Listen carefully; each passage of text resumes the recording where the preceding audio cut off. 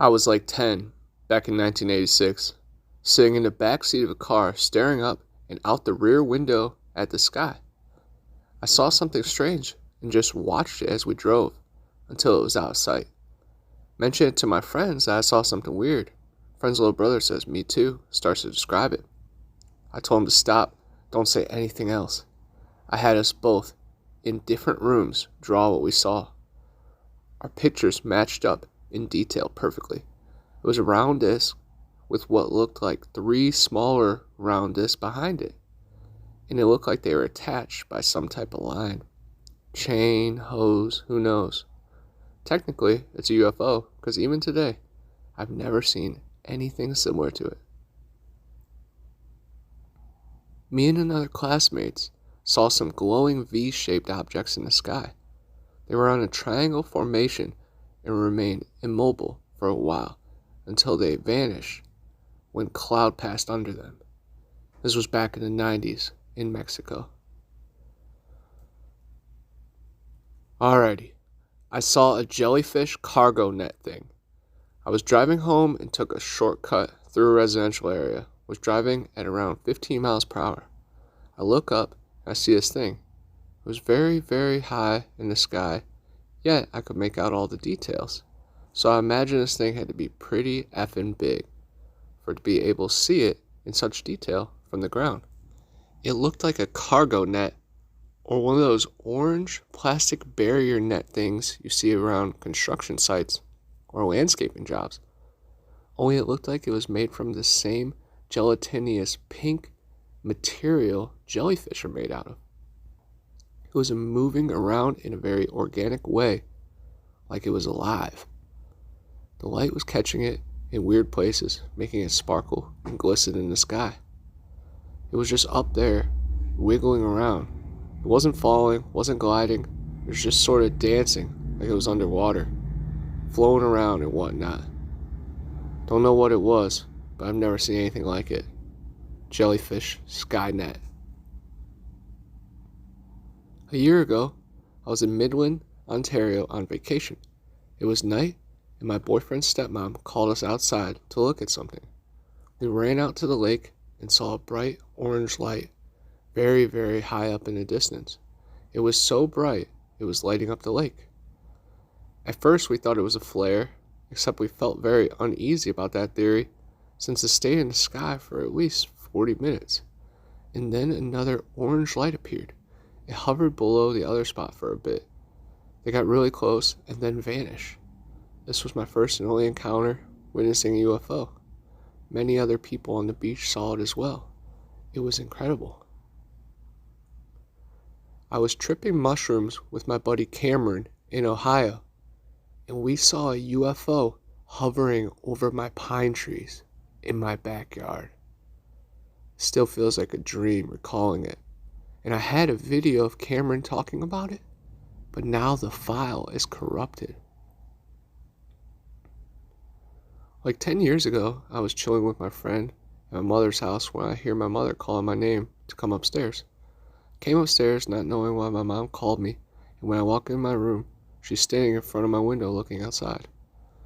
It was a sunny day, beautiful blue sky, and the sun was out. Then I noticed what my mom was looking at. Looked like some kind of fireball.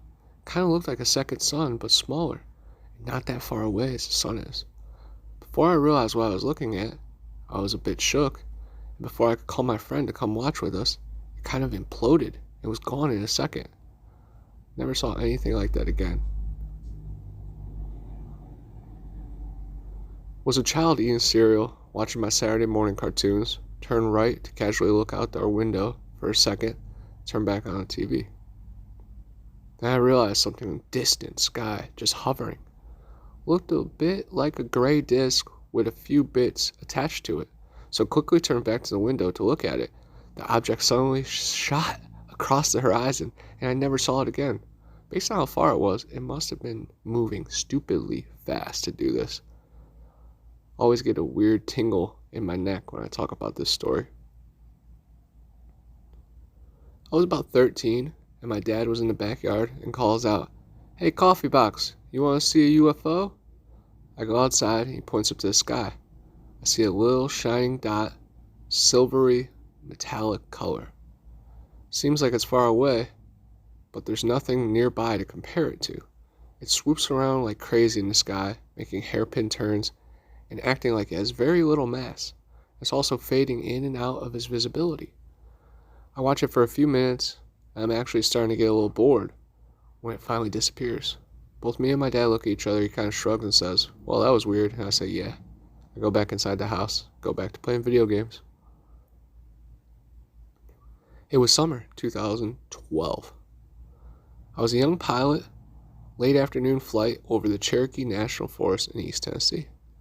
Flying along roughly 5,000 feet, looked down along the top of the mountain ridge as the sun getting low at the horizon. So beautiful. I noticed a bright light flying along the top of the ridge at a high rate of speed. I think to myself, am I lucky enough to see a fighter jet as this aircraft appears to be flying close to a military training route? I glance at the VFR sectional just to verify I won't be flying through the route if there's noticeable military traffic in the area. Turn my aircraft parallel with the route and just continue to watch this jet. Turn the nose of my aircraft toward the thing, because the F is going on here. Still a few miles away, the thing is shining bright white in the orange sky of the East Tennessee sunset, sitting still about 500 feet above this dam. As I get within 3 miles of this thing, it shoots straight the F up like a rocket out of hell so fast. Elon's got nothing on this B. Yup. I don't know what the F that was, but my ass is going home. I only told my wife. Years later, filed a MUFON report because I saw this thing. Now still fly airplanes, never seen nothing else. Weird crap, homie. I started a restoration on a 150-year-old house. I always felt like there was an angry man seething in whatever part of the house I was in, always behind me. This lasted until demolition work was done. At some point, I started doing the construction, and after time, I got this distinct feeling this isn't my house anymore. I never felt the angry man again. My family was deeply evangelical. We didn't believe in angels or demons coming to us, or that dead relatives could be contacted, anything like that. They legit called it Catholic propaganda. When I was 16, my parents were going through a pretty bad divorce, and my mom moved out of the apartment both of us were living in. I had some friends over one night, and we were bored and decided to tell ghost stories. At some point, all my lights went off, and the door to the balcony opened. It was a sliding door, so it couldn't be the wind. I also lived on the 4th floor, so it couldn't be an intruder. I brushed it off as strong winds and went to sleep. My friends were scared crapless. Fast forward a few weeks, I came home from my then boyfriend's house late at night and went to take a shower. When I was ready to sleep, I opened my mom's bedroom. It was the only one with air conditioning, so we shared it. And there was this 6-foot tall woman in a nightgown standing right by the door, hunched over. She had long black hair like my mom, and I couldn't really see her face, but I thought it was just my mom getting up for a late night snack. I called, "Mom, sorry for coming late. Didn't mean to wake you up." No response, and she just walked past me without looking. I turned my back to see if I was hallucinating, and sure enough, she was gone. That night, I had a horrible sleep paralysis episode, and to this day, I see that woman haunting me in my peripheral vision when I'm walking home at night. I don't know who she is or what she wants. She has never hurt me or anyone else, but she made me believe that ghosts are real. The day that coincidence wasn't cutting it anymore. It's one thing to have random music play on your phone one day. It's a whole different story when the music was your grandfather's favorite singer and he just died. Also, no one else listened to that guy, so it was completely random, and we couldn't chalk it up as mere coincidence. I was a freshman in high school, and my mom and I had just moved into a house. On days that I would be home all day during the weekends, summer, or just when I was out sick, every single day at about 1, Always at the same time, there would be loud footsteps as if someone was running across the roof over my room. It was only over my room that they could be heard, and it was distinctly a human running across the roof in 2 feet. The footsteps would start at the corner of my room facing the rest of the house, and at the edge of the roof in the front of the front yard. I told my mom this after a few months, and she told me people who owned the house we were renting told her that the previous owner was a postal worker who jumped off the roof and ended his life. Another time in the same house, I heard clear as day the sound of a man clearing his throat coming from another room. This was after midnight, and it was only my mom and I. I was home alone one day when I was like 12. I was playing some Fallout in my room, where all of a sudden I just heard "close" whispered in my ear, and the door just shuts slowly. I've been spooked about it ever since, and now that I think about it, it's probably just a dream. There was another time I had a dream and just saw myself sleeping. Don't know if that counts. I just think it's spooky. I was at a friend's place. We were drinking, talking about life and stuff. I stayed past the night curfew. This happened after the mandatory lockdowns all around the world, and most countries had nighttime curfews in place. So I had to spend the night there. I stayed in the guest room. Suddenly, I heard a loud bang on the wall behind me. I looked through the window and saw nothing. I was on the 3rd floor. After that, I laid on the bed and tried to get some sleep. But every time I was about to fall asleep, something or someone touched me, waking me up. I didn't mind and tried to sleep again. But suddenly I felt it again and again and again. And at the 6th or 7th time, something hit me so hard that I freaked out. Right there, grabbed my cell phone and texted my friend. He didn't answer. He was asleep. I just grabbed my stuff and went home. Next morning, my friend told me that sometimes weird stuff happens at his house. And I was rather lucky, since whatever in the house seemed to make his presence known. Since then, I avoided going to this place. Or if I go, I just stay outside in the yard. The day my brother died, my best friend came over and we just sat on his bed in our basement and cried. Our basement was half finished and the other half was storage. It was separated by these 2 heavy doors that were held in place with this friction spring ball thing and wall. They were basically hard as hell to open. As we're sitting there crying, holding on to each other, I grabbed a picture of my brother and just said, "I can't believe you're gone." The moment the sentence left my mouth, those 2 doors slammed open and I saw a shadow figure standing in the darkness. My friend started crying harder when that happened, and he just grabbed onto me for dear life. He and I rarely talk about it, but we both saw and experienced it. I'm a true believer now. A more recent experience I had just happened 2 days ago. I live up the street from my grandma and grandpa, and my grandpa and I have an extremely strong connection. We get made fun of for constantly being so close. I was taking a midday nap, and all I remember was waking up screaming with my mom trying to calm me down. I don't remember what I was dreaming about, but my mom said she'd never heard me scream like that in my life and was crying. Seconds after I gained consciousness, my phone rang. It was my grandma telling me my grandpa fell down, hit his head, and she couldn't get him up. He's fine now, just a bit of a goose egg on the back of his head. I can only believe that something yanked me out of sleep so I'd be able to react to that moment. My friend and I saw a translucent pair of white, misty ghost legs run past the front of my car, to which it disappeared as soon as it hit the curb of the sidewalk. We both looked at each other, quickly saying, "Describe what you saw," to which he confirmed what we both saw. We still talk about it every now and then. There was other instances in my life were questionable, but not as undeniable as the aforementioned story above. That said, another friend and I felt very ominous and heavy, cold presence around us, especially around our feet, when ghost hunting at supposedly haunted cemetery by my house. We both looked at each other and exclaimed, "Do you feel that?" We never felt anything like that before, and we drove away. I was on the crapper at a friend's house, and the door flung wide open with no one at the other side.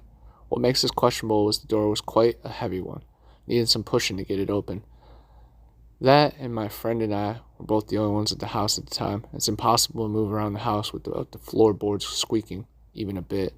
A friend of mine was pretty heavy set at the time. No way he'd be in the room a split second without making a noise. As a kid, I had several experiences that made me believe, but I was also the youngest in my family and a prime target for pranks, so it's hard for me to tell what I imagined and what was real. Most of it probably imagined. Until this one time. We moved to the suburbs when I was in second grade, and the house gave my brother and I the heebie-jeebies. Your normal paranormal activity stuff can either be explained or that people just don't believe. All the cupboards being open, mom calling you into the room when she isn't home, footsteps, those kind of things. It wasn't until I watched my dog get smacked out of the air mid-jump that I was convinced. He was a Great Dane, so a very large dog. We were in the backyard playing, and he was doing his kangaroo thing. Danes do this thing when they're excited, they just jump a lot, much like zoomies, but bouncy. He was bouncing at something, like he was playing with someone, and then mid-jump, his body flew to the side, and he yelped and ran inside with his tail between his legs.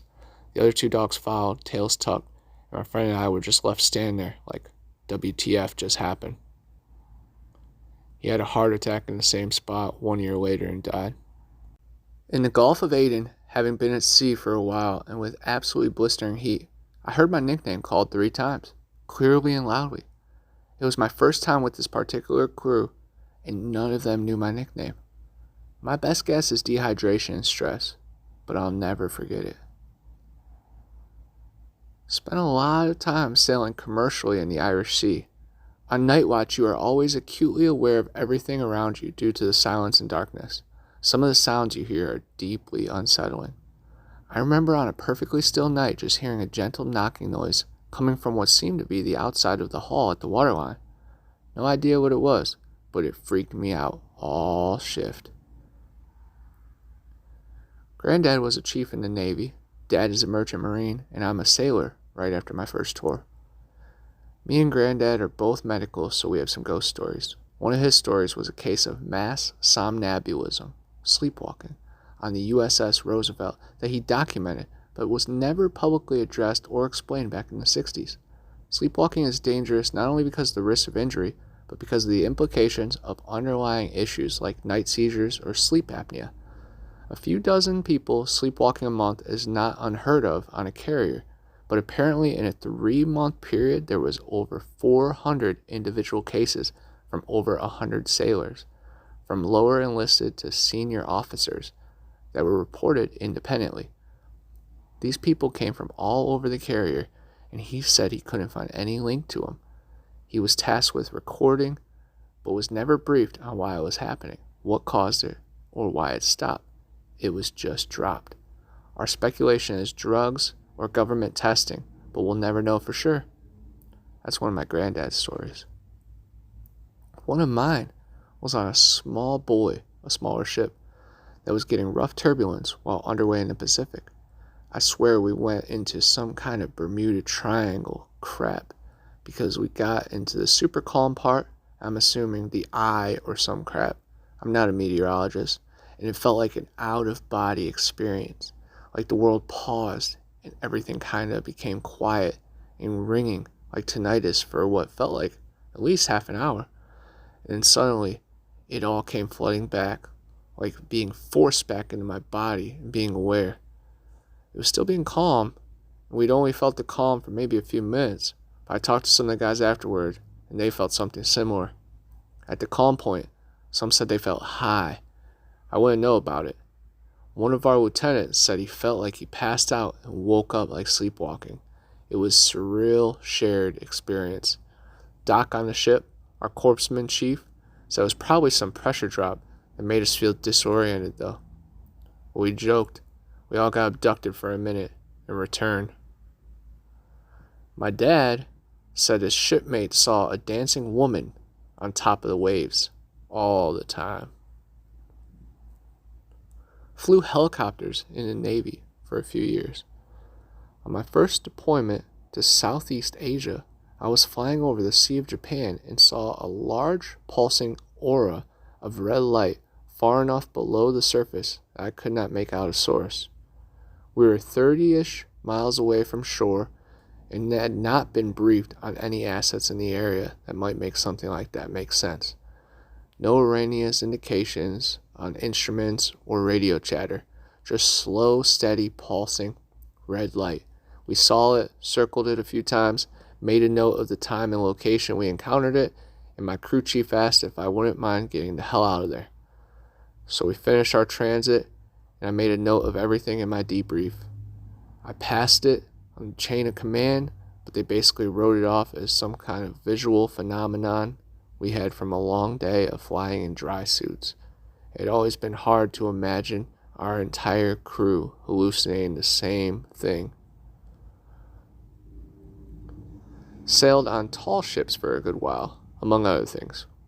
Saw some green flashes, a moon bow, lots of fluorescence, big whales, almost fire on our mast. But the only creepy story was at port. The only person who had ever died on the ship was over 100 years ago, and he fell from the rigging, went splat. One of the crew was up furling sails, was about to step out onto the foot rope that runs along the yard.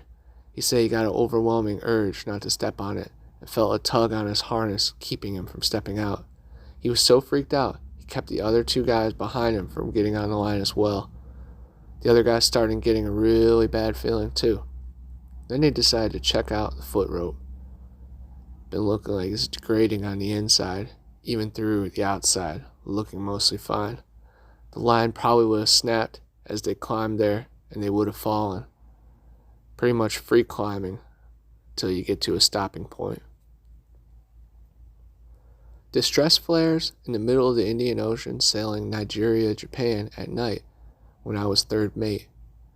Looked less than 4 miles away, altered course to it, called the old man, found nothing and no one over the course of 2 hours. I was the only one to ever see it. I know what I saw. My watchman was down closing cabin shades. I understand why we had to move on. Keeps me up some nights though. Did we come so close to saving someone's life and just leave them there, alone in the ocean? No food or water? Did someone think they were rescued, but we ended up too far from them? Should we have waited until daytime? Did I just hallucinate? Fog. I don't care what anyone says. There's something in that fog. It's not a joke. A dead calm with thick fog is creepy and will drive you to wild hallucinations. I imagine it's not dissimilar to a sensory deprivation chamber. The closest to supernatural, or at least something I can't explain, happened halfway between Cornwall and the Scillies. We were sailing a fresh breeze, 5 to 6 feet swells maybe. Perfectly fine sailing weather, but the boat will rock. There's quite a bit of noise from the wind, the sails, the waves. So we sail happy along when suddenly the sea is perfectly flat and everything is quiet, like someone turned the sound off. I look around and the water is pitch dark. It only lasted for a minute, and everything was back to normal, but I got a really eerie feeling. So that UFO that was buzzing around the USS Nimitz off the coast of San Diego in 2004, I was aboard the USS Princeton at the time. I was a fire controlman, meaning I had access and knowledge to the ship's radar systems. The Princeton was the Air Command defense platform for the Nimitz strike group. The whole phenomenon was 100% real, and I remember watching the exact same videos you see on CNN back then. Weird thing is, the video was regular MP4 video, or some kind of video file on another. The video made its way around the ships, and within 48 hours it was completely gone, vanished. Just that off the ship's land. It was all anyone could ever talk about for a full day. Then no one ever talked about it again. Weird. I worked security on different ships. One time during night shift on a cruise ship, my colleague and I were just in the security office watching the CCTV cameras and just talking crap to pass the time. At the exact time, we both saw a black figure, shadow, pass in front of the camera in the children's play area.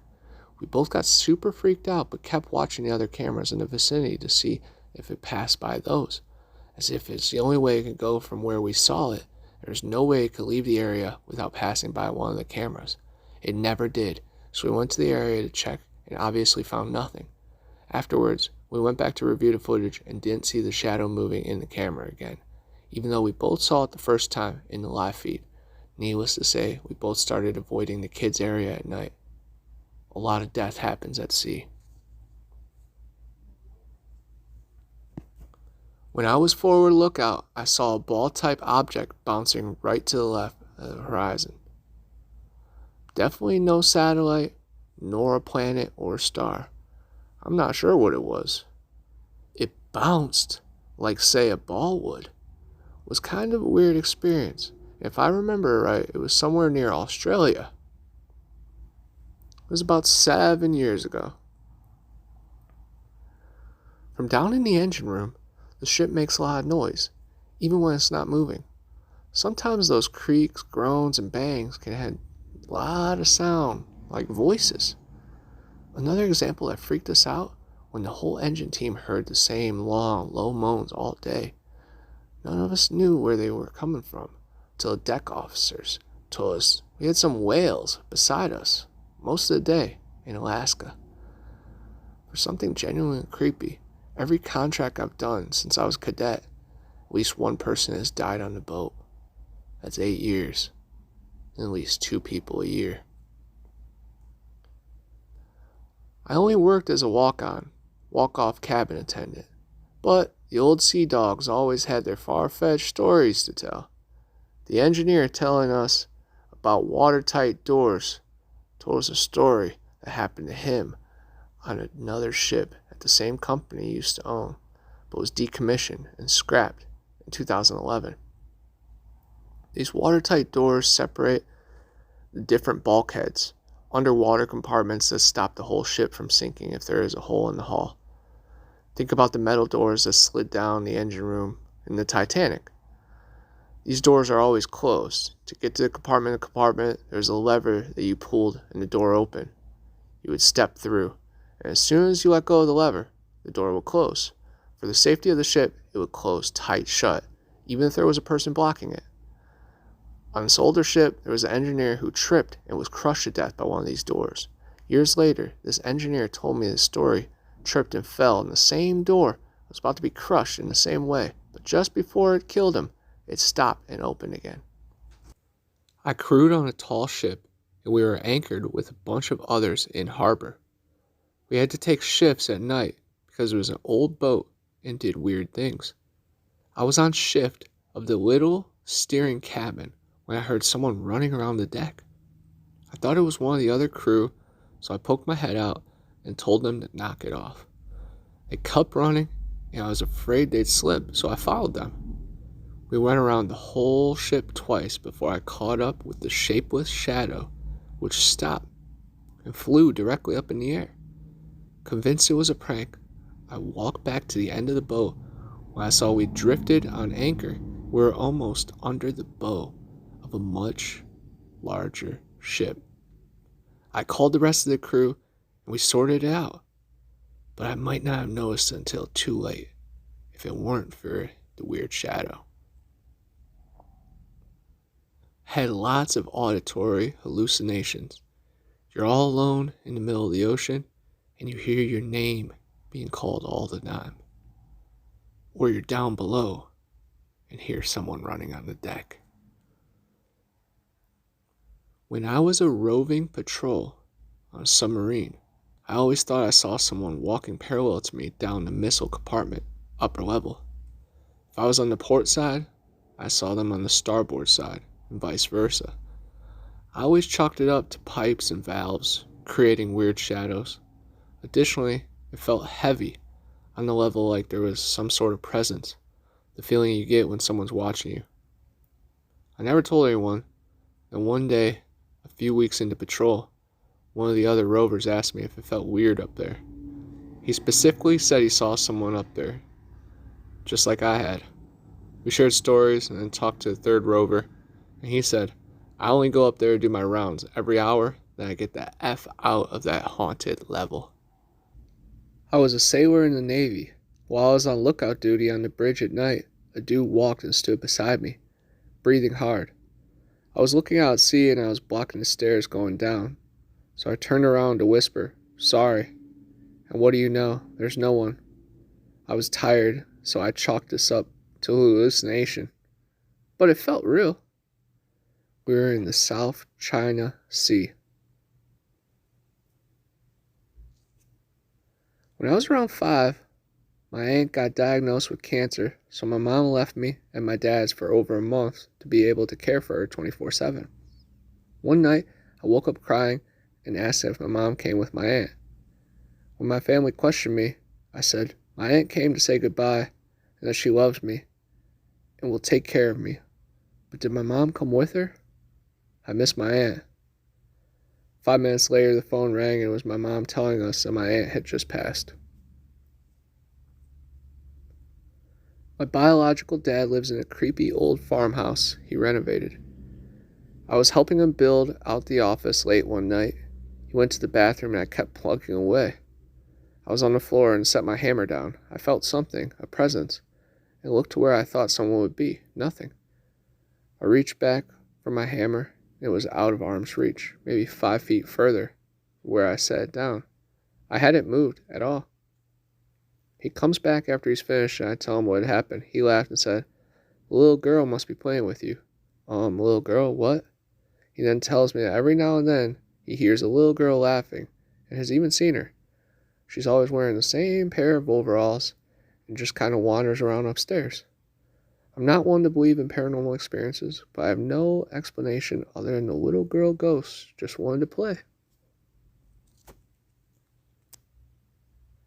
We started hearing knocks on the siding, second floor, as if someone was at the door. This followed loud banging in the basement every night. I decided to record through the night, and the snowflake ornament started spinning long after all of us had gone to bed. There was no draft as the other ornaments did not move. When I played it back, I heard a man's voice repeatedly calling me a hoe. I still live there. When I was about 12 during a summer, my sister, who is 5 years older than me, was out with friends after work. We shared a bedroom. I was up late, doodling in a notebook in bed, and had an older glass TV next to my bed that was turned off. At one point, I looked up and saw in the reflection of the TV screen my sister walk out of our room to the bedroom doorway and into the stairwell. When I turned around and greeted her, she wasn't there. I get up and walk into the stairwell, and all the lights are off downstairs in the bathroom next to our bedroom.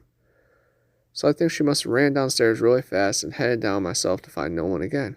At this point, I'm getting a little spooked and wanted to prove myself wrong, so I went outside and her car was still gone. I sprint back inside and run back upstairs to my parents' room and wake my mom up to tell her I was pretty sure I'd just seen a ghost.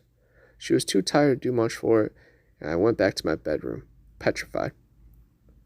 When I thought back on it, I realized the girl was in a long-sleeve dress that looked somewhat vintage, and my sister was very much a tomboy in those days, but she had blonde hair like my sister and was looking towards me while walking out of the room. I stayed awake with my light on till my actual sister got home, and I felt safe to sleep. Still creeps me out to think about it to this day. I don't believe much in afterlife, but what I saw was a young girl walking out the door. I wasn't really tired. I hadn't been watching anything earlier in the evening to scare me, and even further, wasn't scared when I first saw her. I just thought it was my sister. Can't explain it though. I never saw her or anything like it again. My grandmother coming to me in a dream to tell me she died. I was in China at the time. When I called home, my family and girlfriend lied about it. The next night, I had the same dream and called home to check in, but they lied again. I finally got my girlfriend to admit it. The dream stopped. When I got home, I was told the last thing my grandmother said was to ask for me by name. Alligators. A young woman in town married a man from another part of the country. He was a nice fellow, and they got along pretty well together. There was only one problem. Every night he'd go swimming in the river. Sometimes he'd be gone all night long, and she'd complain about how lonely she was. This couple had 2 sons. As soon as the boys could walk, their father began to teach them how to swim. And when they got to be old enough, he took them swimming in the river at night. Often they would stay there all night long. The young woman would stay home all by herself. After a while, she began to act in a strange way. At least that's what the neighbors said. She told them that her husband was turning into an alligator and that he was trying to turn the boys into alligators. Everybody told her there was nothing wrong with a man taking his son swimming. That was a natural thing to do. And when it came to alligators, there just weren't any nearby. Everybody knew that. Early one morning, the young woman came running into town from the direction of the river. She was soaking wet. She said a big alligator and 2 little alligators had pulled her in and had tried to get her to eat a raw fish.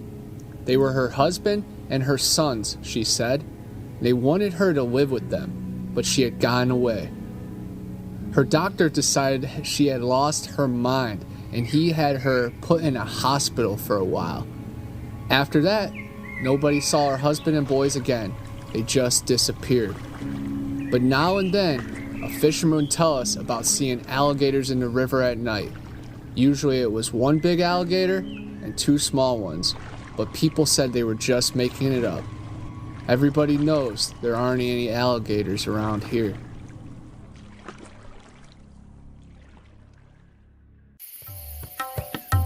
Hey, I'm Connor from Bigfoot Anon, and I'm always on the hunt for the next big adventure. When you're on the trail for long hours, you build up quite the stench, enough to drive any skunk ape or yeti away.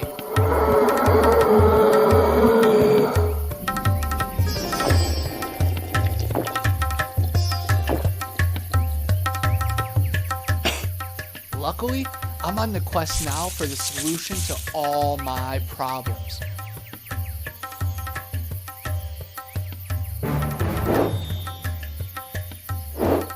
Yeti bars. They do exist.